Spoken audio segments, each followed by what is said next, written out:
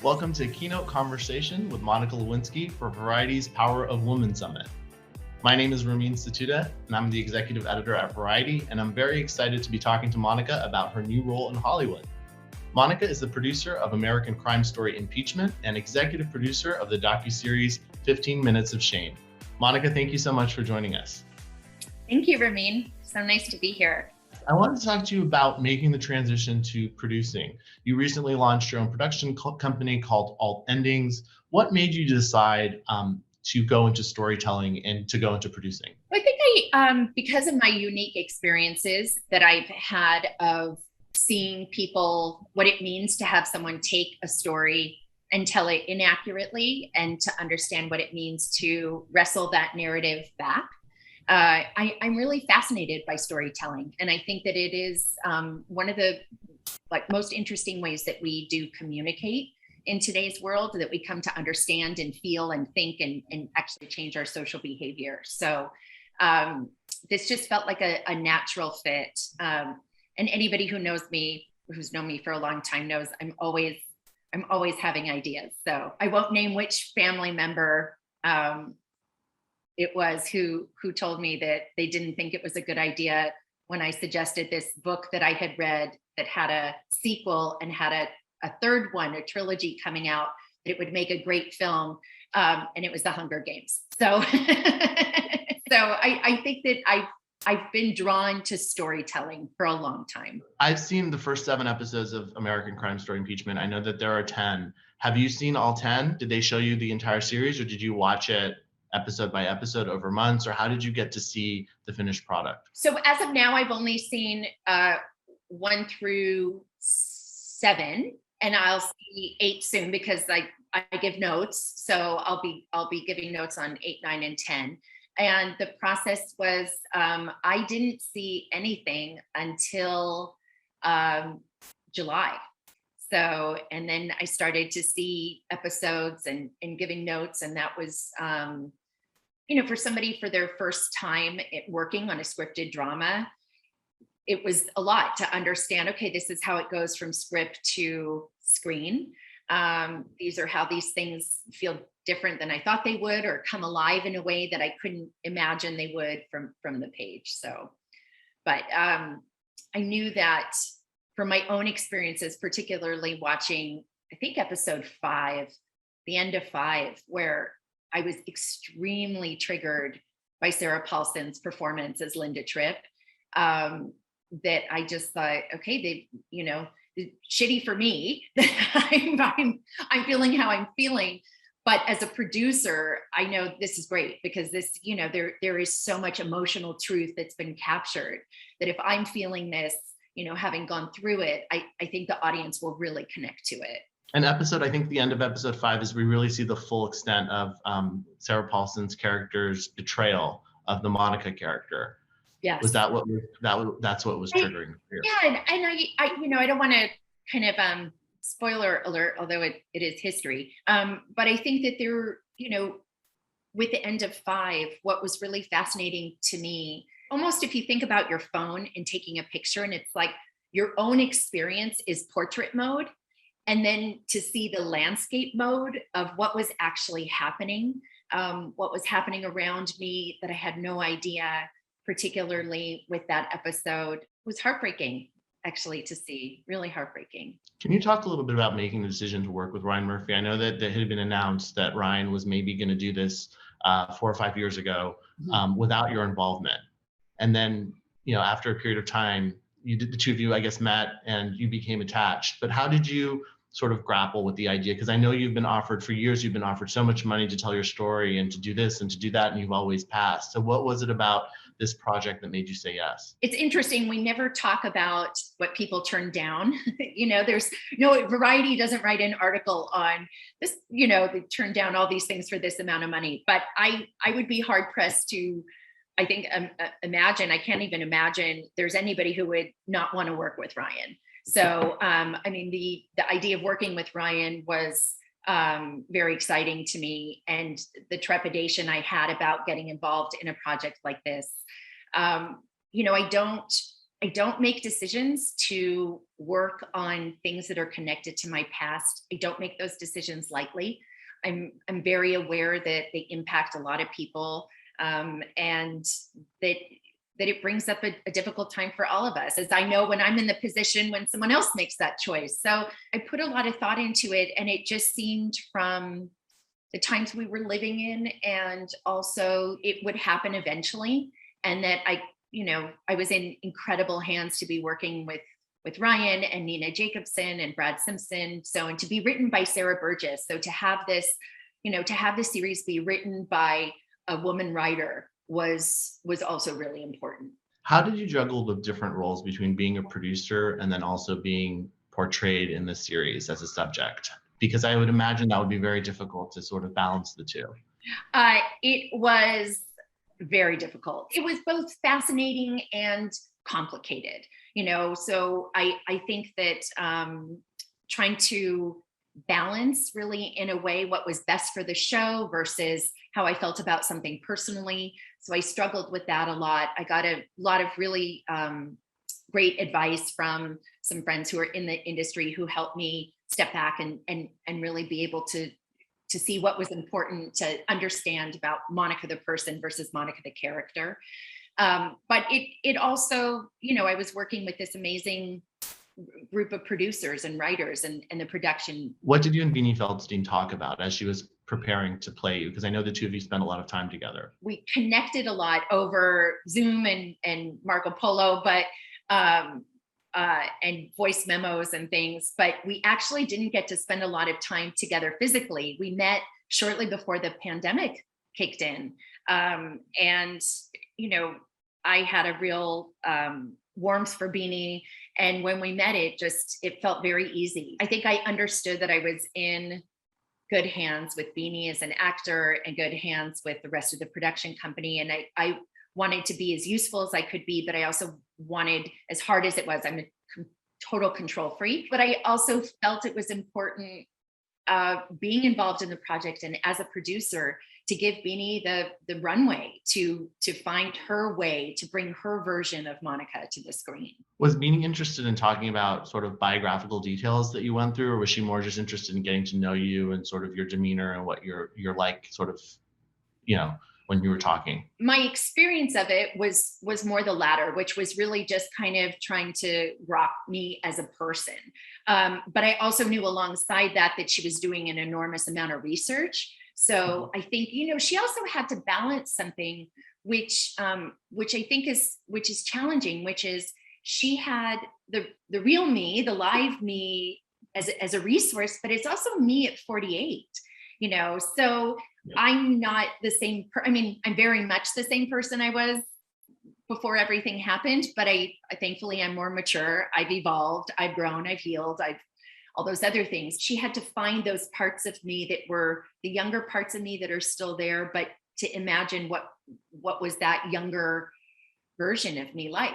How did you give notes, and what was your process like for giving notes? When you read the script, would you make notes in the margins, or would you read the script in totality first and then go back and make notes? Sort of, can you talk about your process on sort of advising them on what to change? Well, I'm sure everybody on the team would probably agree. I gave way more notes than anyone would have wanted. Coming to understand the dramatic license process of taking several years of action and smushing it into 10 hours.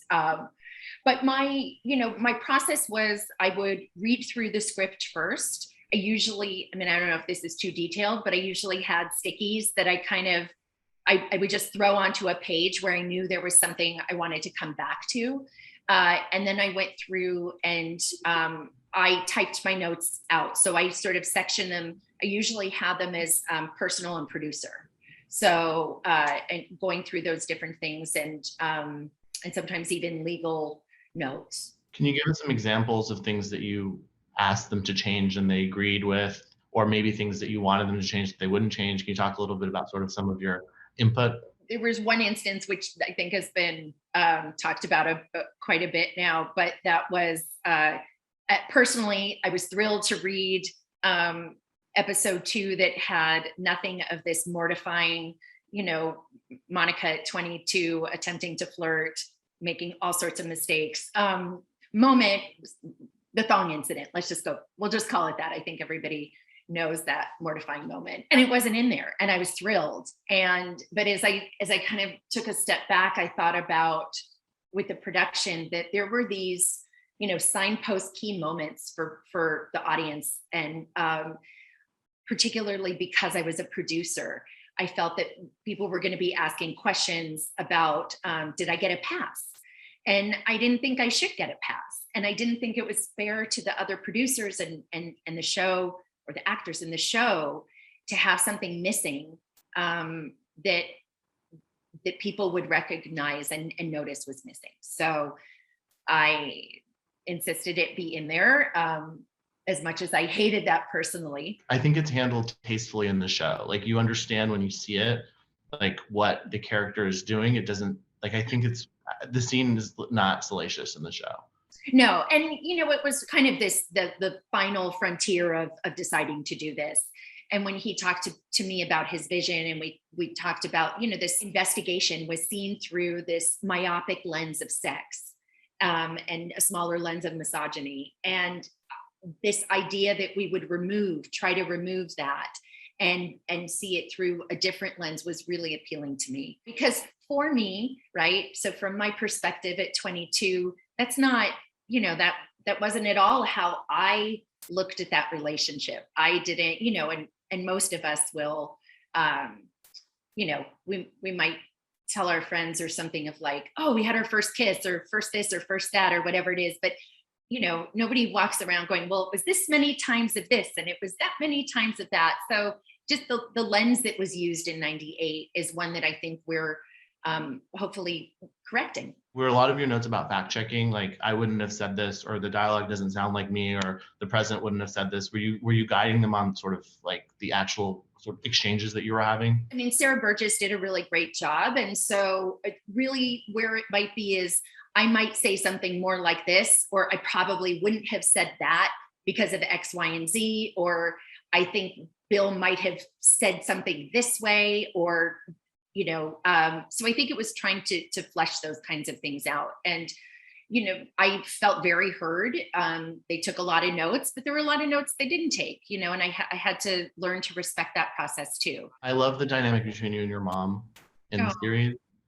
Has she seen the show, and what does she feel like it represents what it was like on that day, that horrible day where she had to come and rescue you? So she's seen some of the trailers, and she's opting for right now. She's not sure. She's not watching right now, but she got to meet Beanie and Sarah the other week, and was just really, she just adores Beanie and is so grateful for what she's brought to the screen. So probably of everyone in my family, I've done the most amount of trauma work. And so also different generations. And it's not always easy for everybody in my world too, to revisit these things. There's a scene on that day in the mall where you're with the FBI agents, and I think you're at like an Applebee's, and they are threatening you with, a lengthy prison sentence of years. And you say to them in the show, Beanie Feldstein's character says, I'm never going to get married. I'm never going to have kids. Is that an actual exchange that happened on that day? It's, if it came out in the restaurant, I don't remember exactly. I know that sentiment, I may have felt it more than once that day, certainly, but I remember sitting in the chair and looking out the window and just thinking, 27 years in prison, I'm going to be X years old, and I'll have missed getting married. I'll have missed having kids. And there's that. That episode, I think, is so powerful because it really shows the terror that you went through. I think a lot of people may not remember sort of how scary it was. Was it hard? Was that a hard episode for you to watch? I think that was episode 6. It was, yeah. Episode 6 was, Ryan directed that, and he did a really incredible job. And Beanie did an extraordinary job with that episode too. It was harrowing.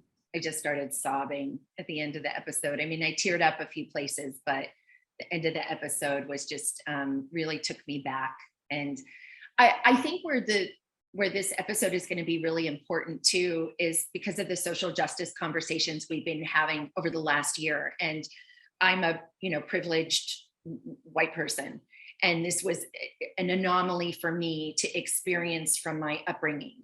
But I think that we are having conversations, and this may seem shocking to people, but there are people who've not made any mistakes at all, of different races, who find themselves in the hands, of police and other things all the time. So while I'm aware how shocking it was for me, and it may be for some other people to see, I hope people also remember, alongside the conversations we're having in today's world, in 2021, about, what justice, law enforcement, et cetera, looks like. And that's a good transition to talk about your other project, 15 Minutes of Shame, which you worked on with Max Joseph, who did Catfish. Can you talk a little bit about what you do in that documentary? You go back and you find people who have, quote, been canceled, and you try to tell their full story, because we only know a portion of who these people are based on what we read online about them. We go into this film, and my personal opinion from the anti-bullying work that I've done over the last several years is that this, online shaming, public humiliation, the cyberbullying, the whole gamut of things, whether it's doxing and hacking and all of these things, which kind of formulate this culture of humiliation. This is a social pandemic. I mean, it truly is ripping apart our social fabric. And I think people will be surprised by what they see in the doc, that we have, gone back to people stories that they may remember and have a certain opinion about. And when you pull back on that lens and peel off, the layers of the onion to understand more, to see something you thought you knew and walk away, hopefully, maybe with a different perspective. I hope people will be interested. I think we've really gone into the film asking this question of, how did we get here and where are we going? And try to pull back and look at the historical and social, psychological, and behavioral components, alongside, obviously, technology and tech companies. The film is a conversation starter. So with it as a 90-minute doc, I think that there'll be others who will pick up the mantle, from the conversation. But hopefully, it will make people think and feel. What kind of material are you interested in producing? Is the goal to eventually produce material that isn't related to anything autobiographical? You're just producing content. Yes. People's perspective of this story has evolved over time. And so it's come to mean different things, or come to have a different reinterpretation. And so that may continue to happen, but my goal and my focus is really on telling other people's stories, whether they're fictionalized or real. I think for me, my intention is really to take my lens, which has been shaped by some incredibly unique experiences, and try to see how can I work alongside other people to help tell a story in a way that feels different because of the experiences I had, rather than being about the experiences I had. Are you interested in certain mediums, or are you going to move back between movies and TV? And are you interested in sort of one more than the other? I'm so lucky to have a first look deal with 20th Television for scripted drama. So that is probably the main focus at the moment. But I do have ideas for film and animation, even, and theater. So I'm really interested in all aspects of storytelling. So you'd be interested in producing plays? Maybe. Sometimes with a play, you have that ability to kind of ask a question in a different way, or get an audience to think about something in a different way. You have I'm so excited with Broadway reopening, and to be able to go back and have the experience of what it feels like, this gift of energy that comes from the actors and the words that have been written on the page, and to have that collective experience is a magic I really can't wait to experience again. Who in Hollywood, other than Ryan Murphy, I know that you and Alan Cumming are very close, but who in Hollywood have you been very close with, or felt mentorship from, or help from, in terms of and forging through this new path for yourself?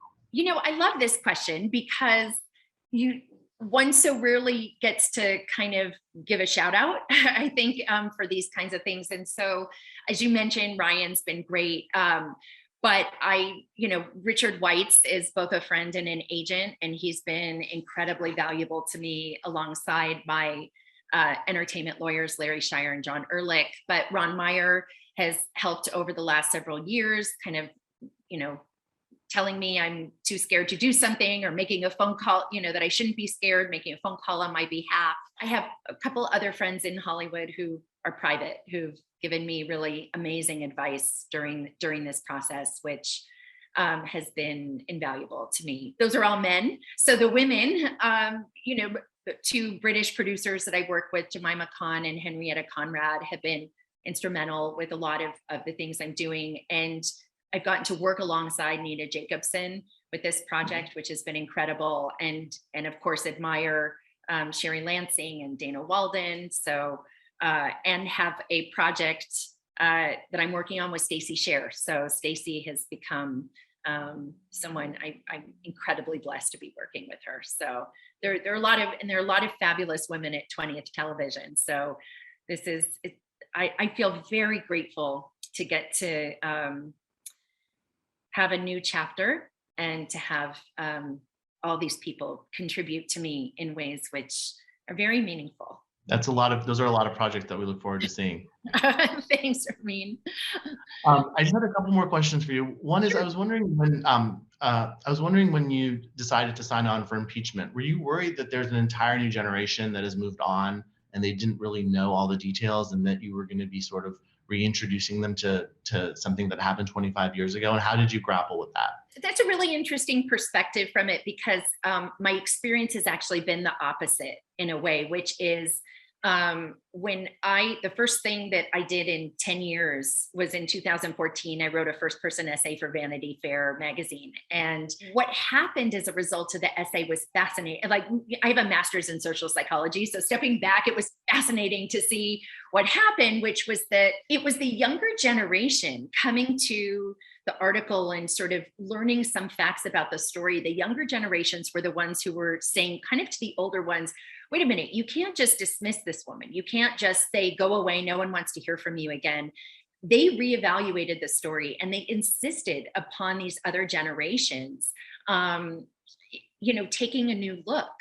And so I think of myself as, kind of an old lady or whatever compared to teenagers, but I've had a lot of teenagers come up to me and say, we're reading your essays in our feminist group in high school, or we're talking about this, or I've been invited to schools to talk. And so I think that the younger generations have a different perspective on this. Power differentials are conversations we're having now. We didn't even have words like slut shaming and cyberbullying back then, or fat shaming.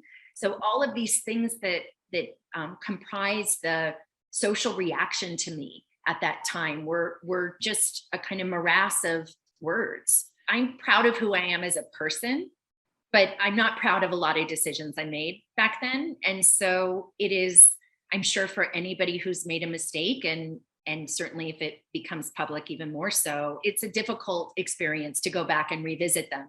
But I think that what happened in 98 it's not just about me. It's not even in some ways personal to me, even though I went through it. It's a story, and Beanie's done an incredible job of finding a way for so many people to find themselves in the story, find themselves in those experiences, even if they didn't work at the White House and didn't even have an affair. It's so much about the emotional truth of it, and it captures a lot of societal issues that we're still grappling with, and ones that we didn't grapple with back then that led to a lot of bigger problems that we've seen the last few years. There's a chilling scene where Beanie's talking to Vernon Jordan about getting a new job at Revlon, and he pats Beanie on the back. Did that actually happen? It's funny, I hadn't remembered that, and it was one of the places where I was like, well, I don't remember, and I think Brad had showed me that it was in the tapes somewhere. It was somewhere in the tapes that had happened, and it was I don't know if this will make sense or not, but you referenced the FBI sting scene, and so something that I hadn't seen when I was going through it or back then, that I saw, once I was older and revisiting that trauma, is, God, what it means for I was 24 at that point, a 24-year-old young woman to be in can I swear? Okay, yeah. To be in a fucking hotel room with a room full of men. a room full of adult men, some of whom have a gun, some of whom have handcuffs. It just is, yes, there was one lone female FBI agent that came in at some point. But I think, and I hope audience members I hope people will get that feeling too of what it means to be, that the times have changed. We look at things differently now too. So, I feel bad on the Vernon thing because he's passed away. So it feels like, I think there are a lot of cringy things that older men do to younger women in the series, and that's the least of it. Right. It shows about the totality of the dynamic, about how men abuse their power. That's really the takeaway from the series. Right. And also, but I also think too that this is what's so appealing to me or interesting, I think, about the American Crime Story anthologies is that it is also forcing us to look at how did we participate, and with 15 Minutes of Shame, with the documentary, I think we're doing the same thing. We're also asking people to look at, yes, there's social media companies and Section 230 and all sorts of things that need to change, but there's, how are we using the power of our dollar, of our click, of our attention? There really is this crossover in a way, which has been interesting to work on both projects at the same time. But that idea of where do the capital we come in? When do we make the decision to change? How do we change? Which is a very important message. Thank you, Monica, for your time. And to our viewers, thank you so much for watching. Please stay tuned for our next session.